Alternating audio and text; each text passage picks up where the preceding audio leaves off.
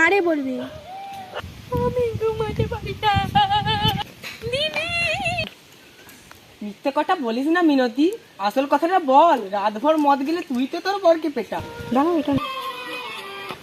নমস্কার দিদি, আমি এসেছি কারণ আমার বাড়িতে ফ্রিজ, আলমারি, ড্রেসিং টেবিল কিচ্ছু নেই। শুনেছি দিদি নাম্বার মানে দেওয়া হয়। তোমরা একটু চুপ করবে যদি তুমি আমার কথা শুনো। আমি এখানেতে এসেছি কারণ এখানে নাকি ফার্স্ট প্রাইজ মদ্দা মানুষ পাওয়া যায়। আমি এখানে একদমই সিঙ্গেল থাকতে পারি না। তোমরা একটু চুপ করো তো, এবার আমি বলবো। নমস্কার দিদি, তোমাকে আর কি বলি? তোমাকে এখন আর কি বলি, আমার বাড়িতে এখন খুব অভাব চলছে। আমি ঠিক করে খেতে পারছি না।